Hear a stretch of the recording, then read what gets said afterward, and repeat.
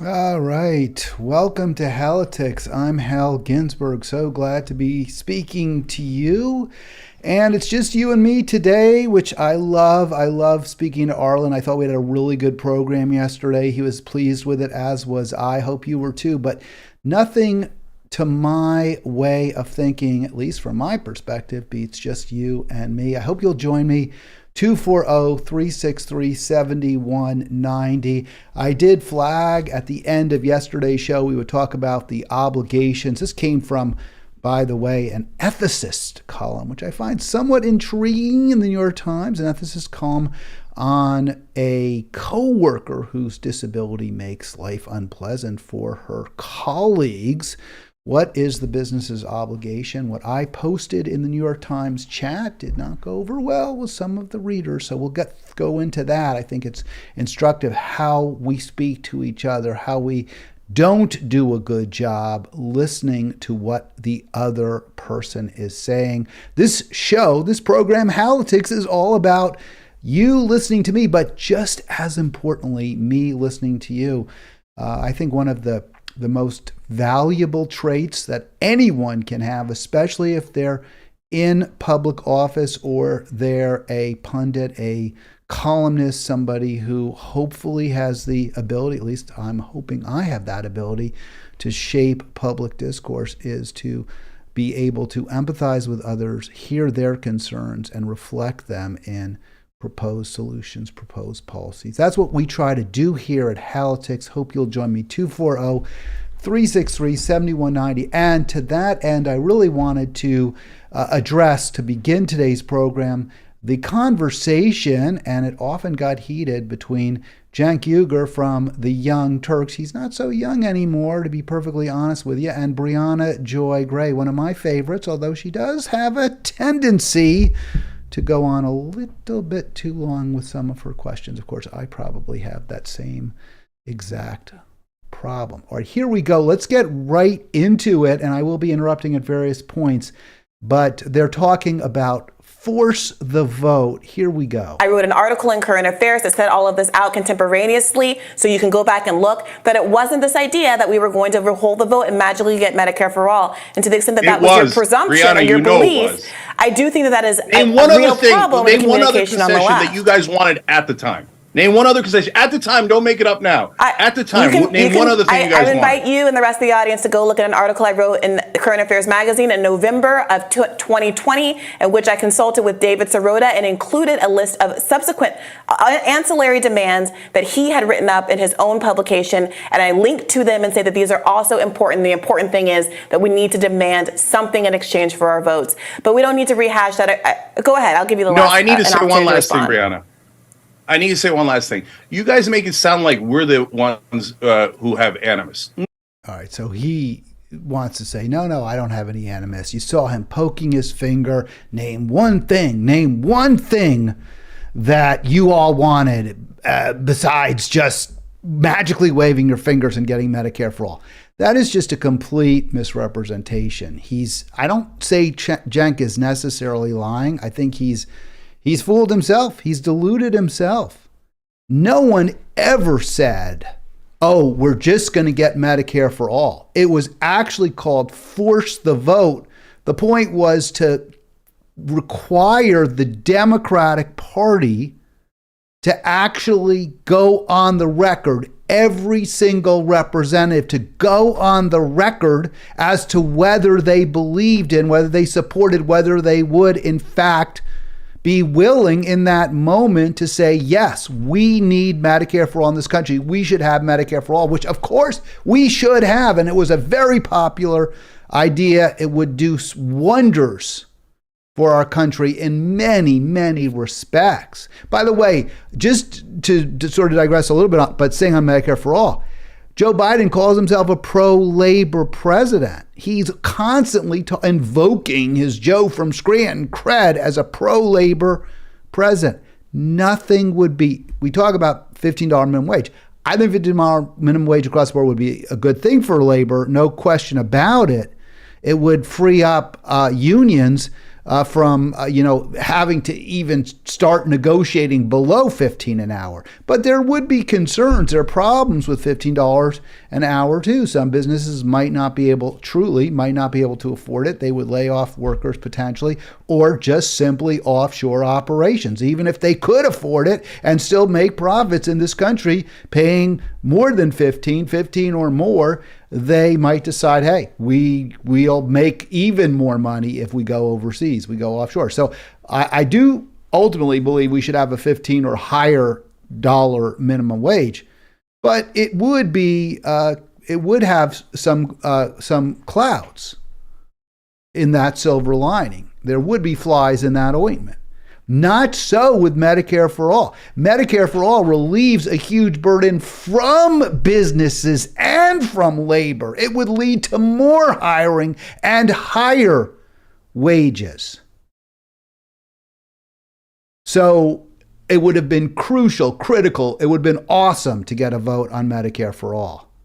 And to require the corrupt members, because the Republicans are going to vote against it. We already know that. But that would also help progressives running in force the vote argument was in 2020, which was we're going to withhold votes. The proposal was that the squad withhold votes for Pelosi as speaker until she holds a vote on Medicare for All. And it was a great idea. It was most, I don't know that it was Jimmy Dore's idea exactly, but he pushed it more than anyone. And for whatever reason, I think a lot of it was personal. He says it's not personal animus, but it clearly was personal animus. That was a big reason. Sam Cedar even said, I wasn't going to support something that Jimmy Dore backed. I wasn't going to let Jimmy Dore get credit. I wasn't going to let Jimmy Dore lead this movement. So just the mention of Jimmy Dore, and you saw Cenk, get all gesticulating and pointing fingers, and that's what I used to promote this particular today's program, because they're unhinged. The liberals are unhinged at the idea that someone other than someone who has consistently criticized the Democratic Party when they have always counseled, well, in the primaries we can vote for Bernie, but in the end you vote blue no matter who. And they can't bear it that Jimmy would get credit. People like Cenk and Packman and the usual suspect Cedar. They refuse, to support a great idea, and partly because they're corrupt and partly it's personal. That should be reason enough for you to discount greatly. I'm not saying they never do any good work, although I would say Cedar and Packman never do any good work. Maybe there's been some good stuff on TYT. They, for example, platformed Nina Turner, which I greatly appreciated at the time when she was running back in, I guess it was 2021? There was a special election in 21, right? And she, that was her best chance to get into Congress in the Cleveland and Akron area of Ohio. She lost, but I give Cenk and Anna some credit for actually promoting Nina. All right, let me get back. I want to play a little bit more. Just go back to this actually before we play additional, because I just want to play a brief segment to respond directly to what Cenk said. And again, his point was one of them, that there was this idea we would magically wave our wand and get Medicare for all. No, it was to put the Democrats on the record so we could campaign with real progressives against them on the specific issue of Medicare for all. Here's Brianna Joy Gray and Cenk. We'll just replay part of this. In November of 2020, in which I consulted with David Sirota and included a list of subsequent ancillary demands that he had written up in his own publication. And I linked to them and say that these are also important. The important thing is that we need to demand something in exchange for our votes. But we don't. All right, so let me get to the actual things, the actual issues that Sirota was talking about. And by the way, well, actually, you know what? Let's just do this. Let's get back to Cenk for just a sec, because there's more to it. And I want to just really get him on the record here. And then we'll show what actually show that Brianna Joy Gray is absolutely correct and Cenk is absolutely wrong. So here we go, more. About strategy, Jimmy said that we were taking money from the CIA and Nancy Pelosi. You just mentioned David Sirota. He also attacked David Sirota. He also attacked Amy Goodman from Democracy Now! and insinuated she was working with the CIA. So then I thought, well, no, I'm not going to work with a lunatic who thinks that Amy Goodman might be working with the CIA. And second of all, I didn't start the fight. This lunatic comes in frothing at the mouth. I'm being funded by CIA and Nancy Pelosi. How are you supposed to have a rational conversation with an absolute lunatic like that? And then you guys think we started it? Are you insane? I didn't say you started it. I don't care about the personalities. Cenk, you're talking about personalities. I'm talking about issues. All I know is that David Sirota supported Force the Vote. I had him on my podcast talking about it many times. That's not true. Yes, he did. No, all right, so you get Cenk right there, and he said lunatic 3 or 4 times. He says at other points, too, in this conversation. I don't do this just to try to embarrass Cenk Uygur. This is to see how we can determine the right people to get our information from, to get our news from, to believe, to get behind when it comes to strategy. And so we have a couple of things there where we can easily, and truthfulness is really an important one. Also, a willingness to acknowledge mistakes. So we have 2 very definitive statements by Cenk Uygur that are testable. So let's get into them. Or 3, actually. 3. So one I already addressed. One was specifically that the supporters of Force the Vote simply said, we're going to wave our magic wand and we'll get Medicare for all if we just simply force the vote. No one ever said that. No one. Jimmy Dore didn't say it. He was the strongest supporter. He said, oh no, we're not going to necessarily get this. This is, by the way, what Bernie always would say. It's going to be hard work. We can't just, I'm not saying if you elect me, everything's going to turn out roses. Not at all. I'm saying there's going to be a ton of hard work, but that will be taking us down the road to getting where we need to go, which is a truly just, or, it'll never be perfect, but a more just, a juster society where everyone has enough and no one has too much. And that's exactly what the idea behind Force the Vote was. Let's at least learn who our true allies are, or at least get someplace towards where our true allies are. And, I thought it was a really good idea. So Sirota, according to Brianna Joy Gray, supported Force the Vote. And Cenk very, very definitively said no, he was against it. I remembered a little bit off. I thought Sirota was a little less in favor. And he doesn't show absolute full-throated support in this article by Jacobin, but he is far more in favor of it than Uygur would suggest. So here he says, forcing a floor vote isn't a bad idea. But that's not like a full throat. It's not like that I really support it. What he does say, though, is we should prioritize wielding power over engaging in spectacle. So he's sort of accepting the argument. It's not going to make a difference. The House Dems aren't going to vote in lockstep for Medicare for all. So this isn't the smartest demand that we should use when we agree, if we agree to vote for Speaker Pelosi to stay in office as Speaker, to keep that position.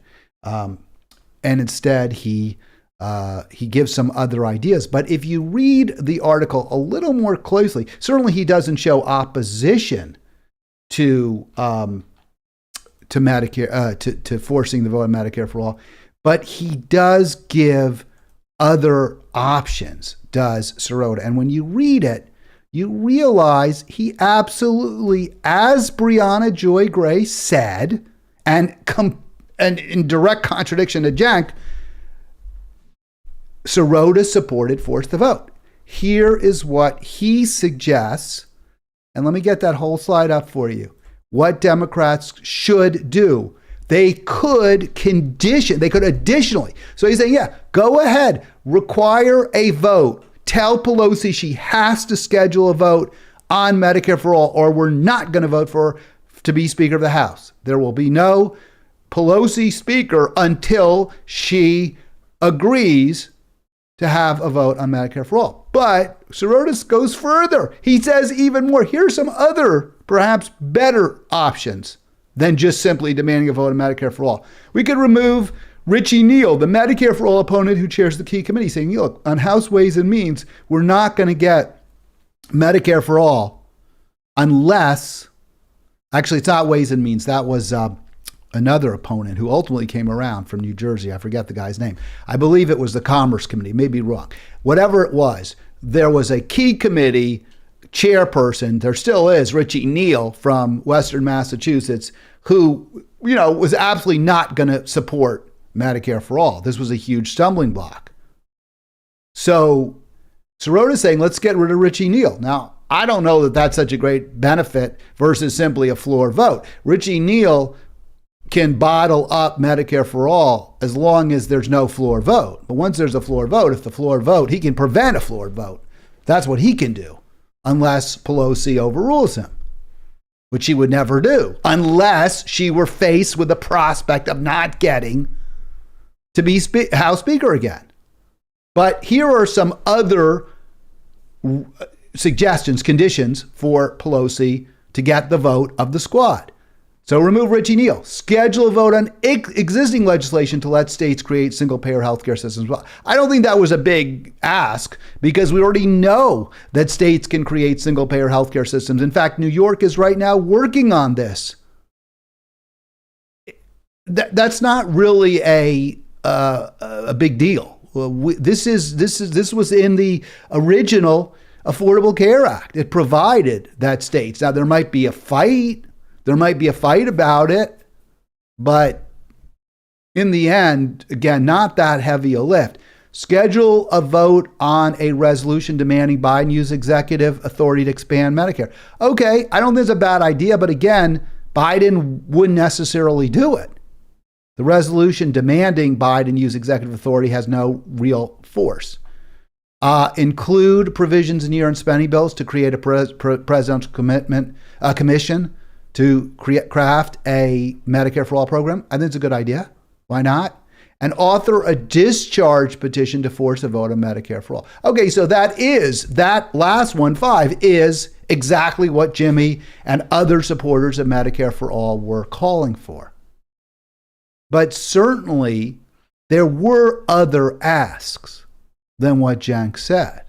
And Sirota did support Medicare for all. So Cenk is wrong twice. Cenk is wrong a third time because there was no claim, there was no insistence by anyone in Force the Vote that forcing the vote would magically lead to Medicare for all. So I say that this is somebody who's not a credible host. This is not somebody that I would rely on. Now, you also want somebody, I think, who has some humility, who's able to acknowledge error. And we don't see that, obviously. I think that's a really, really important trait in somebody you're going to trust. So let's get back to see where else Cenk, in my opinion, certainly falls short. And before, just again, reiterating, the opposition he has is so based on his animus, his dislike for Jimmy, that he can't, see the forest for trees. He can't say, well, okay, I don't like Dore, but maybe this is the right thing for our country, for the people here. So put aside my personal distaste for him. He can't do that. And maybe he can't do it because it's also just, it's self-interest. You don't want to give a competitor a leg up. But it also may be because he does get a lot of support from the Democratic establishment. They've kind of come back to the Young Turks a little bit. And he doesn't want to lose that. He doesn't want to lose it. It's very, very unfortunate. We all are the losers as a result. So here's more, Cenk. So force a vote. Jimmy comes to me. Back then, we're still friends and allies. And I go, oh, look, it sounds like a pretty good idea. Okay, I definitely want to do something. Oh, it's so funny. He talks so loud. He's all sweaty. I mean, he's clearly nervous. He's clearly just hoping I'm not going to get called out on my BS. That's one thing you get with the Halitics, is if I see something that's wrong, call me out on it. We'll get to that, in fact, in a moment. Here we go. Where we're forcing action, right? So what's your plan, Jimmy? He's like, well, we're going to force a vote, and we're going to, get Medicare for all. I'm like, he never said that. I'm going to stop it right there. He never, ever, ever. I mean, I wasn't in the conversations between Jimmy and Cenk, obviously. But I watched Dore religiously, and he never, ever, ever said we're going to get it. He said, we want to vote. We want to vote. That doesn't mean we're going to win the vote. It's not force Medicare for all. It's force the vote. So Cenk is just flat out. Is he lying, or has he somehow managed to persuade himself that he's telling the truth? 240-363-7190. 240-363-7190. I don't like to spend too much time on these sort of tier 2, second, string type hosts. There's a lot of criticism of Vosh. I never, he's beneath my contempt at this point. I understand they got a big audience, but I can't even understand. The Young Turks have some real cred. I think it's important that we put that credibility to the test and understand why in the end they don't deserve it. 240-363-7190. Please click like. Please click subscribe, bottom right. Need to get my subscriber numbers up. I want Medicare for all, but you have to take steps. You have to take steps. If you go straight to Medicare for all, you have a 0% chance of it passing, and you're going to waste the power and the leverage. And who are you going to get as Speaker of the House? Now, that was really interesting. Who are you going to get as Speaker of the House? So, again, this is a remarkably disingenuous argument. There was not they could have said, who are you going to get? Pramila Jayapal, AOC, whoever you want. They weren't going to get elected. That wasn't going to happen. The point was that under House rules, you only become Speaker if you get a majority of the votes. And as long as the Democrats didn't vote for Kevin McCarthy, he could never get a majority of the votes. The point is to hold up the election until there are concessions that the American people want, such as a floor vote on Medicare for all. Perhaps a vote on cutting the Pentagon budget 10%. That would be very popular. That would be another condition. I believe that would have made all the sense in the world on force the vote. Or how about raising taxes, the top marginal tax rate on incomes over $1 million? You don't think that would be popular? You don't think that raising the top marginal tax rate, let's not even be bold. Let's just go to 50%.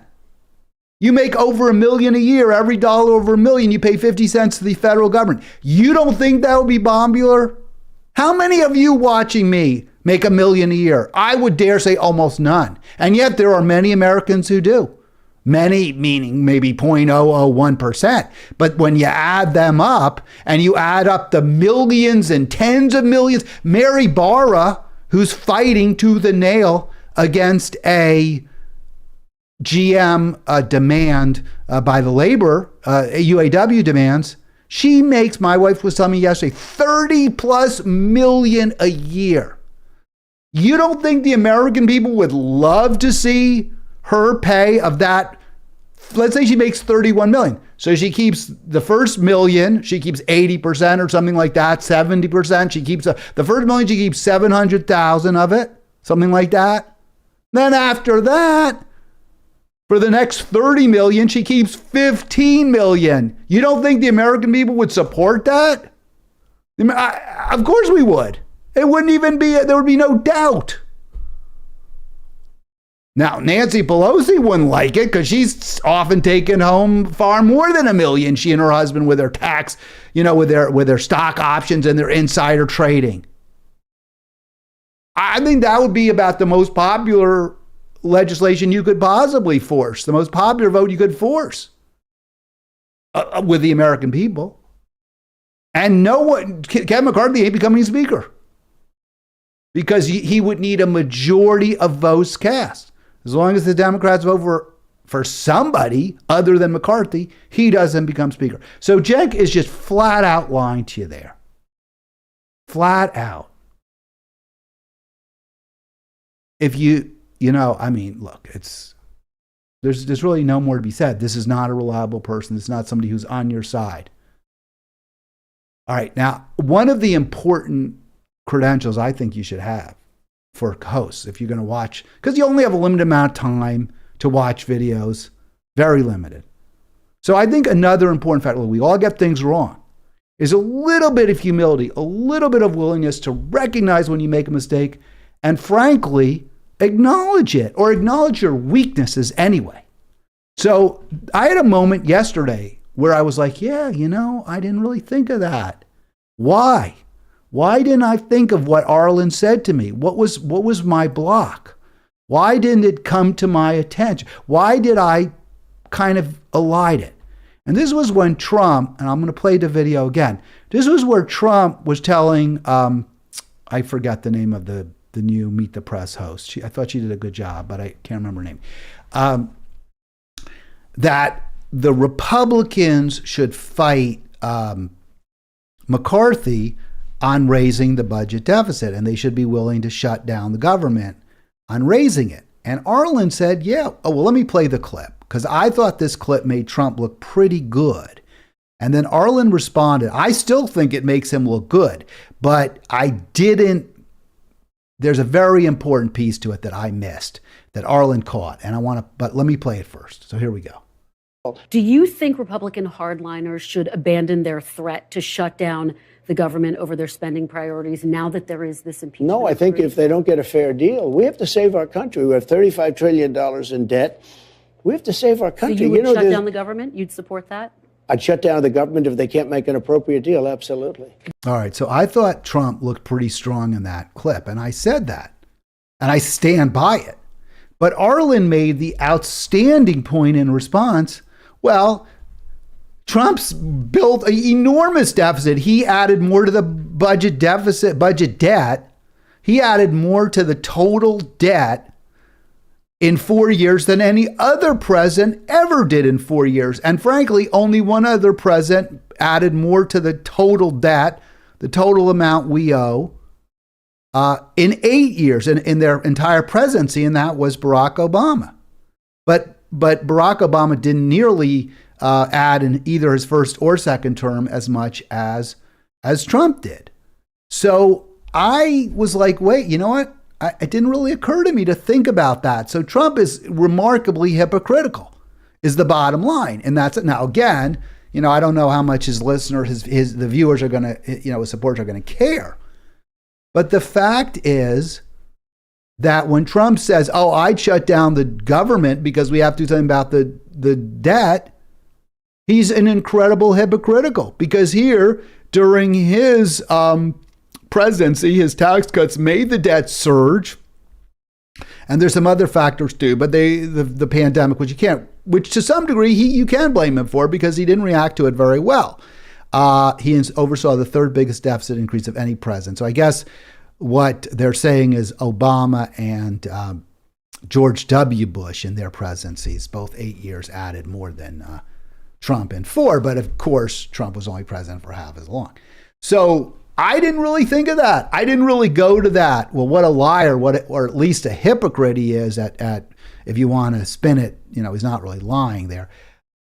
And I thought, well, why not? And I'm realizing, you know what? I probably am not quite as hard on Trump as I should be. I'm probably not quite as critical, quite as skeptical, because my ultimate contempt, my disdain for the Democratic Party and people who take a vote blue no matter who stance, those are the people I spend time with. Those are the people who read, write the newspaper articles that I read.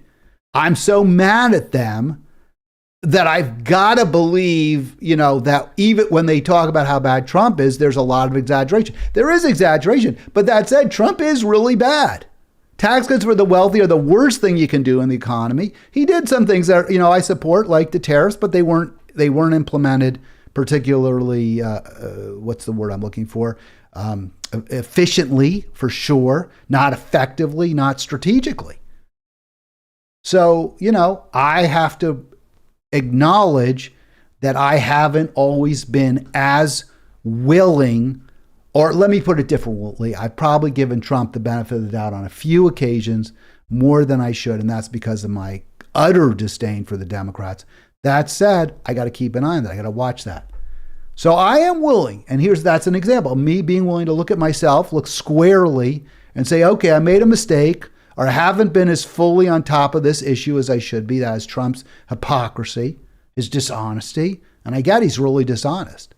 But I got to be a little clear on that. And I think that's something you really, really need to look at if you are going to be, when you're judging whom to listen to, whom to watch, whom to trust on social media. Are they open to, amenable to being corrected? Do they jump to conclusions? Are they reactive? What's their ultimate goal? Is their goal Medicare for all?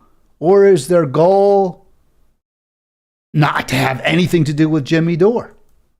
I mean, those are really, I think, critical factors. All right, I'm going to get to the ethicist. I promise we'll talk about what businesses' obligations are to disabled coworkers, to coworkers whose challenges, especially if they're physical or emotional, make it that much harder for their coworkers, and what is the business's responsibility? What is the business's obligations, both to the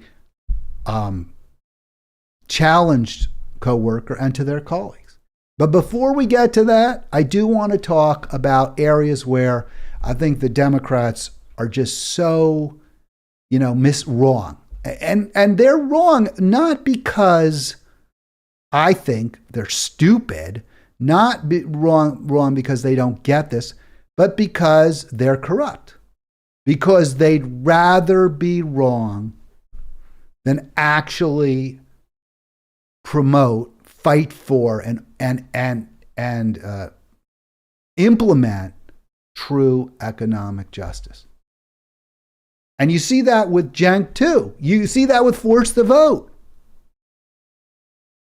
You see that with these big shot hosts of video live streams that get 1 million, that have 1 million or 5 million, I think in the TYT's case, 5 million subscribers. Well, our subscribers want Force the Vote. We don't care. Our viewers want Force the Vote. We don't care. We make a lot of money. We're doing fine. We're not going to upset any apple carts and piss off our allies in the squad and the moderate Democrats. We're not going to irritate them because this is all working so well for us. That's their attitude. All right, so right now, the Democrats have pursued, certainly over the past 8 years since Hillary Clinton ran for president in 2015. I don't think Barack Obama did this so much, and I think that's why he won. Barack Obama did a lot of things I really didn't like. But one thing he didn't do, and also Joe Biden didn't do this, is campaign pretty overtly on identity politics. Obama always taught, there's one America, it's not a red, it's not a blue. And I think it was appealing. What Hillary Clinton did, it's all about gender, right? They can't, Elizabeth Warren, Bernie said a woman can't win. Joe Biden did say deplorables, right? They're all the deplorables when Hillary was running. This is all dog whistles. These were all appeals to anti-race, but also was a subtle suggestion, hey, if you support Republicans, if you are a Republican, you're a racist. You hate women. If you support Bernie, you hate women. That's what Elizabeth Warren said when she said, he told me a woman can't win. Joe Biden said, hey, if you If you're a black person and you don't know who to vote for between me and Trump, you ain't black.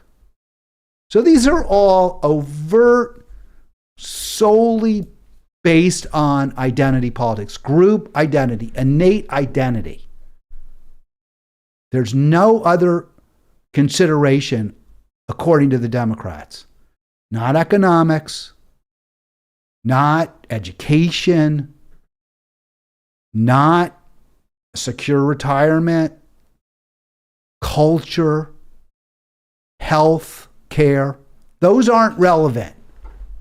It's just what you see in the mirror, how you go to the bathroom. That's what matters. And has that worked? No, not in the least. If you read Nate Cohn, New York Times numbers cruncher, head bean counter over there, the possibility that Biden's standing will remain beneath the already depressed levels of the last presidential election should not be discounted. Democrats have lost ground among non-white voters. Okay, non-white voters. They're losing ground. They continue in every or almost every election over the last decade, even as racially charged fights over everything from a border wall to kneeling during the national anthem might have been expected to produce the exact opposite result. So all the focus on the identity politics, the culture wars, the anti-racism, the white privilege, all of that has harmed the Democratic standing among all working people, among people of color. They're going to the Republicans. Now, I discussed this with Carlos last week, and he said, yeah, but don't forget, even so, the numbers that Republicans are garnering among African Americans remain very low. They're just not quite as low. Maybe that's true. But in this article, and I don't have the number, but I'll just tell you, 55% of non-white voters say they'll vote Democrat, but 28%. It's a pretty high number, right? It's more than it's been in 2 decades. I think since 2004, are saying they're going to vote for the Republican. Not that they're not sure.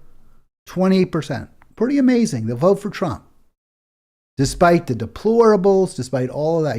Hillary Clinton saying they're deplorables if they vote for him.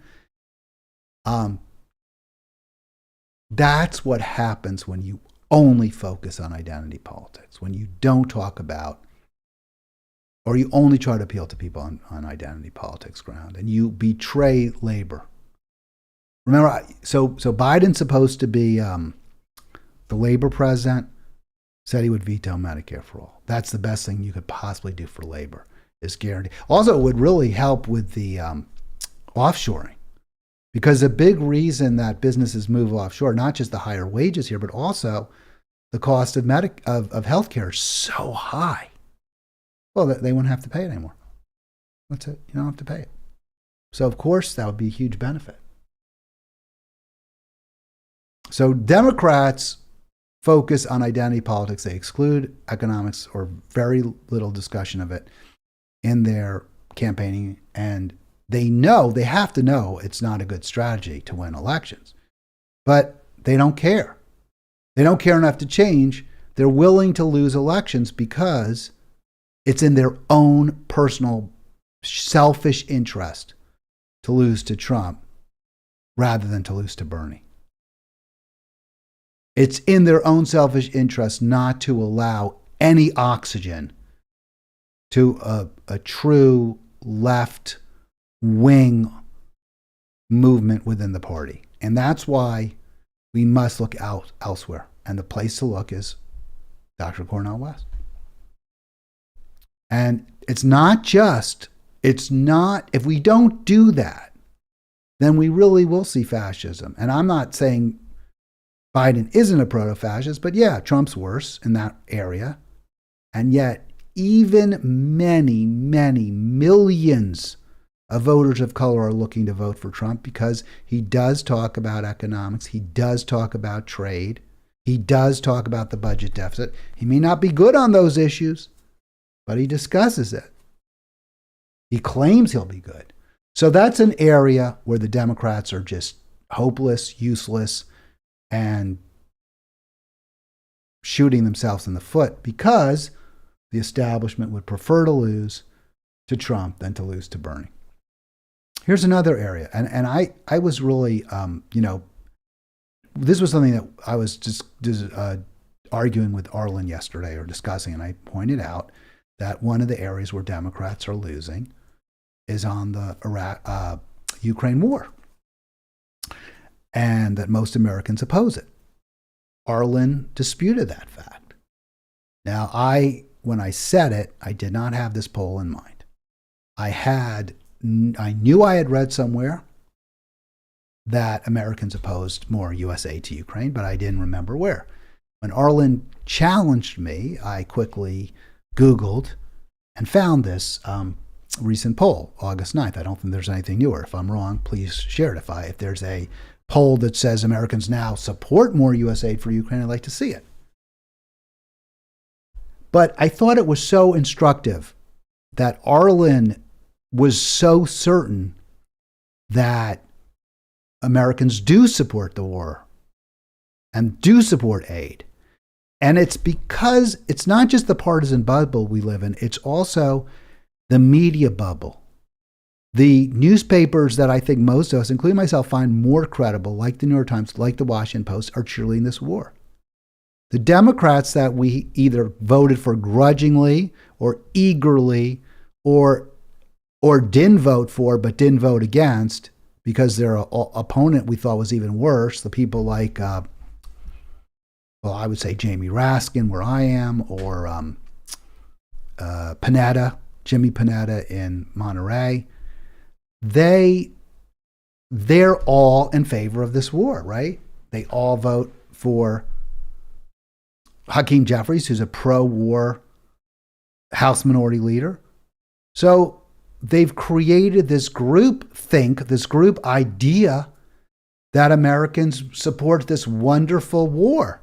These great freedom fighters in Ukraine, and they don't get, it's like, I think Arlen was really almost stunned by this poll.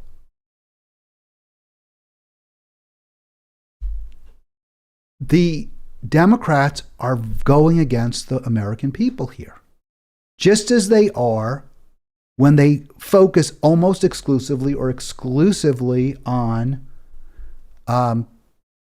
identity politics. But they do it because the individual leaders of the party, the ones who set the direction, whether they're the top Congress members or the senators, U.S. senators, or the James Carvilles, they benefit. They're making money. They're hanging loose with the CEOs of the war makers, war manufacturers, war weapons manufacturers. They are hanging out with the generals. Even some of the generals recognize this is a mistake. So again, you see a party, the Democratic Party, that doesn't learn from its mistakes, that doesn't change course, that continues to pursue policies that are not in the people's best interest because it's in the individual interests of the people who run the party. Vote for Dr. West. It's the same exactly with Cenk, right? Cenk can't acknowledge, I was totally wrong about force the vote. Can't admit it. Just has to keep doubling down on lie after lie after lie. Who else are we going to get to Nancy Pelosi? You were going to magically wave your wand and get Medicare for all. The only thing you were going to ask for was Medicare for all. David Sirota opposed force the vote. All of that false. All of that completely false.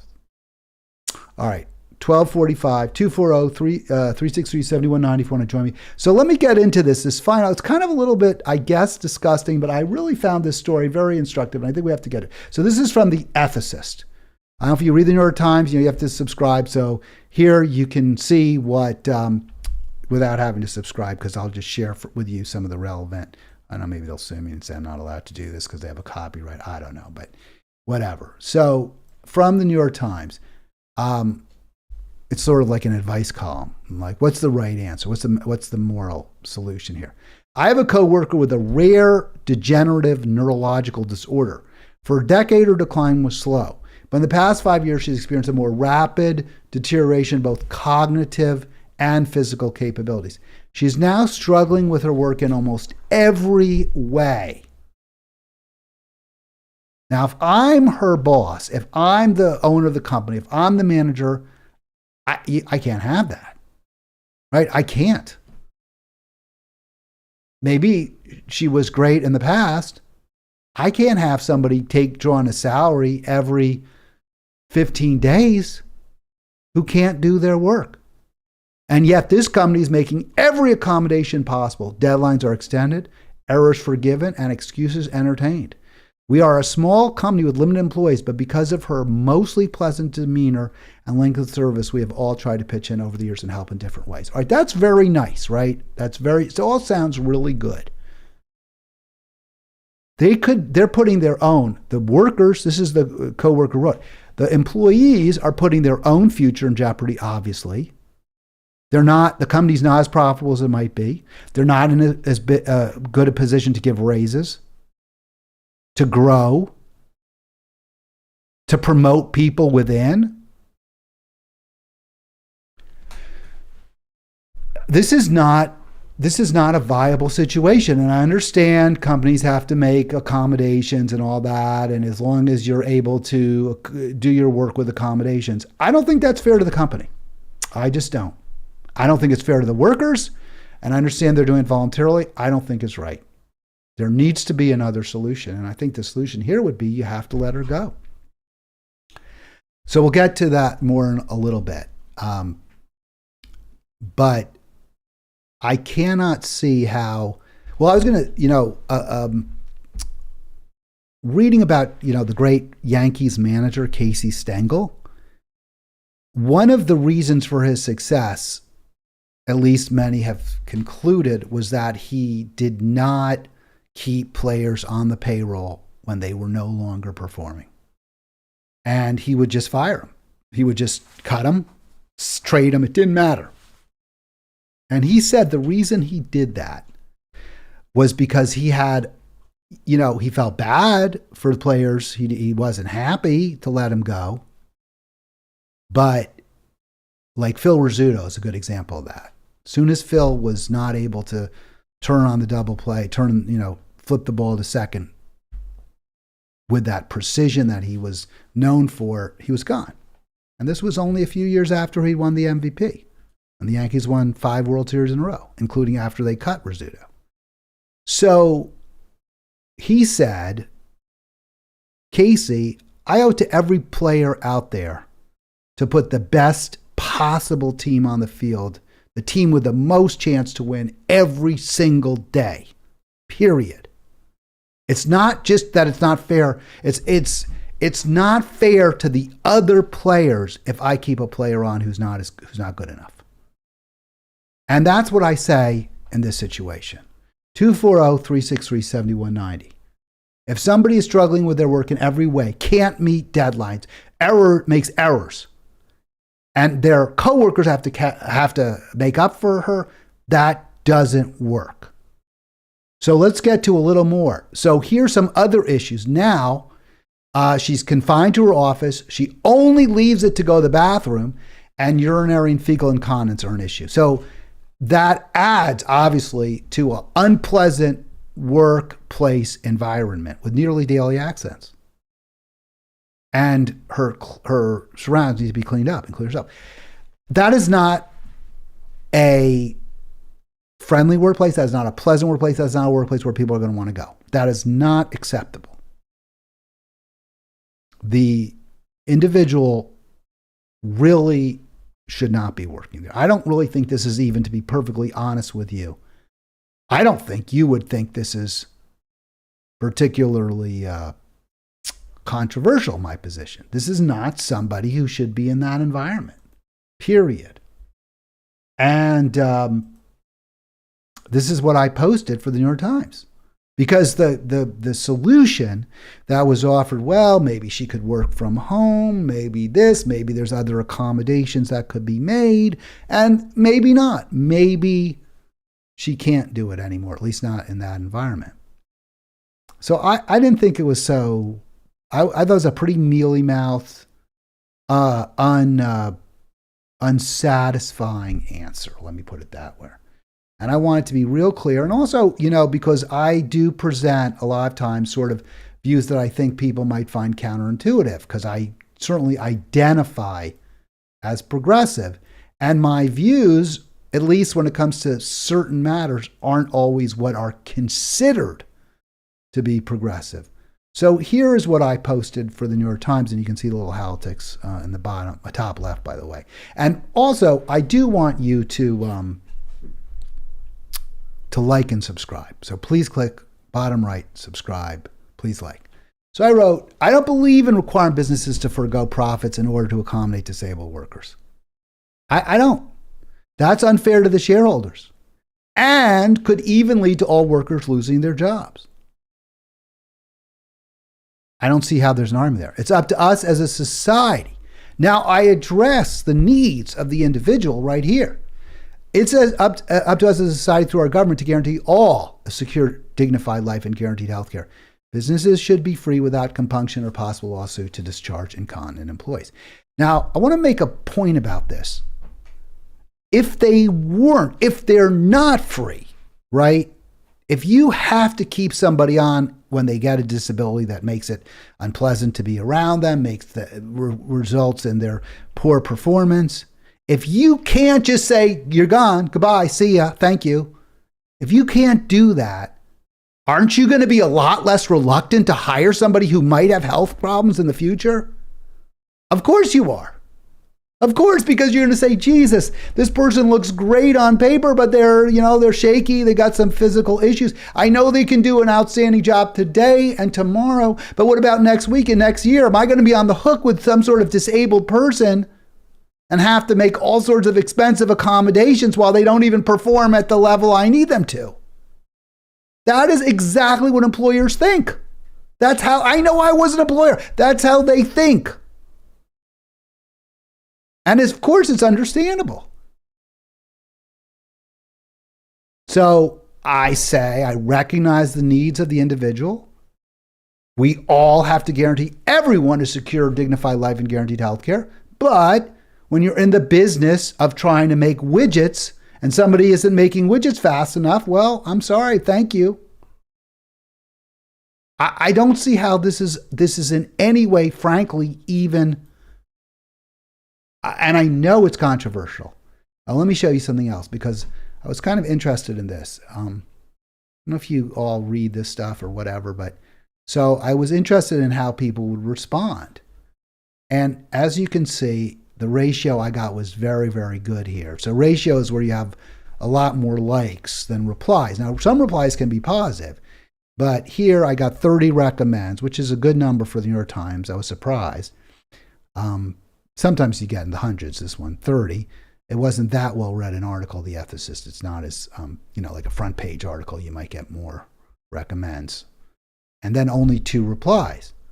So I want to get into those replies because to me, those replies betray the partisanship, the reactivity of some on the left, where they're not able to step back and say, okay, what's our ultimate goal and how do we get there?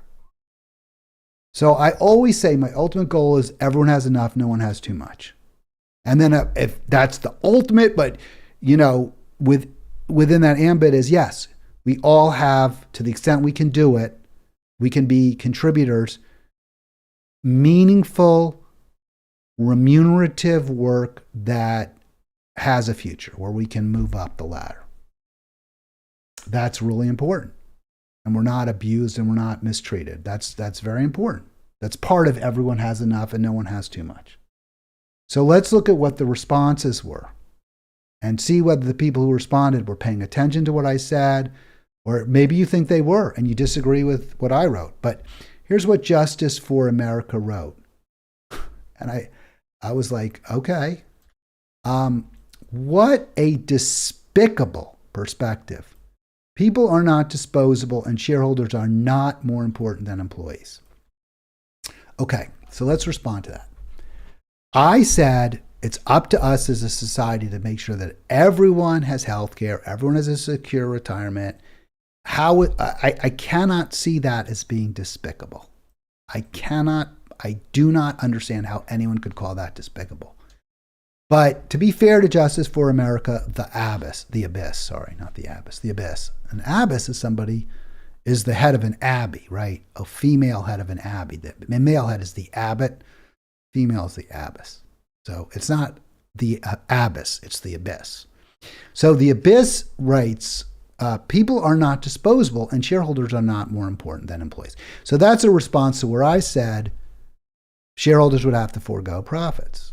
If you have on your staff somebody who's not able to perform efficiently, makes a lot of mistakes, can't do their job well, has bathroom accents, that is going to reduce productivity, which means less profits, right? So people are not disposable and shareholders are not more important than employees. All right, I never said that the employee was disposable. I did say the company should be free to terminate her services. Now, I don't believe that says she's disposable. We as a society, as I was very clear, have an obligation to make sure she's okay. But that should not be the business's job. That should not be on the business. That makes us, not only that company, less productive, less efficient, less competitive, but our society less able to compete in the global economy. Now, I don't think we should be competing in the global economy. That's a different story. Shareholders are not more important than employees. Of course not. But when it comes to a business, the shareholders make the decisions for the employees. And if you invest in a business, if you put your money into a business, well, then you are rightly very, very concerned about the business performing at peak efficiency. And that doesn't happen if you have a worker who's not competent, not capable. For whatever reason, the business should be free to fire her without compunction. In fact, they, in this case, I believe, have a duty that is to fire her. All right, if you want to argue that point, I'm sure many of you disagree. 240 or somebody do 363-7190. And this we can talk about on the free for all as well. So let's get to the end of the this one comment. So I was despicable, right? So here's the rest of it. Yeah. So am I people? Not the other way. Right. Okay. So we're just going to get you the whole thing up so you can read it. And I think it's really a problem here because again, it's the same thing with Cenk, right? You don't like somebody, you attack them. You don't listen to them. You don't consider whether what they're saying makes sense or even if you agree with it. So the fact that I think otherwise, right, that I think that when it comes to the business's considerations, they should put the shareholder first, defines the death of any corporate soul that used to exist. Well, corporations don't have souls.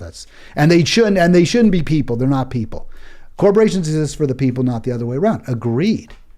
I agree. But that doesn't mean that the corporation should have on its staff collecting a salary somebody who's not capable of doing their work. And then it is a privilege to have access to our market. I don't know if I would say that, but I don't have a problem with that statement either. So then they write, she should at a minimum get a pension and lifetime health care. Okay. Now, correct me if I'm wrong, but isn't that exactly what I said? Didn't I say she should have a pension and lifetime at a minimum? I believe that is exactly what I said. So we agree. But the response by that individual. And let's see who they were. Let's see if I can get back to that. And I don't even have to go to the whole. Let's see, what was it? Is it? Yeah, this. 12 recommend. Okay, so I had 30. This person had 12, but that's not bad. I'm surprised. I was sort of surprised they even got 12. That's not bad. I don't know who posted that. I don't have their name. And it doesn't really matter. Maybe I did in the other one. Yeah, that was The Abyss. So we agree. We agree. At a minimum, she should get a guaranteed secure life for the rest, and health care. So I don't know why I'm supposed to be shamed for that. It's absurd. And I do agree with it. See, and this is someone we could work together. The fact neither party protected the people brought us Trump and brought fascism to America. People like this guy, I guess me, think greed and inhumanity is acceptable. It's not. Okay, greed is acceptable in business. Of course it is. We're greedy people. People are greedy. We want what we want. We want more for ourselves than others. But we have to recognize that that is not sufficient. We also have altruism in us. We also care about others. And the best society takes advantage of both of those traits. And I'd love to work with you, The Abyss, because it seems like in the end we want the same thing. So then there was what I thought was actually a pretty thoughtful response to what I said, although again, not quite getting me. That's a little short-sighted. Trust me, there are degrees of incontinence depending on your age. You know how it works or socialize with people who are somewhere on the continuum. Okay, so that's for sure true. I do know people who suffer from incontinence. My point was simply it should be up to the business to decide. It should be up to the business. Now, if the person is, wearing their Depends and it doesn't cause disruption in the workplace, fine.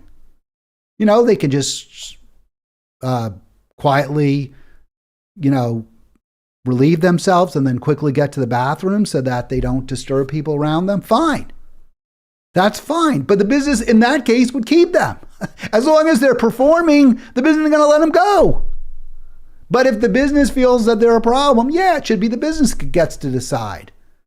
But the ultimate result of that should be that they still have a secure result. The business gets to hire somebody else who presumably will do a better job, be more able to perform. And the employee that was terminated will still be okay.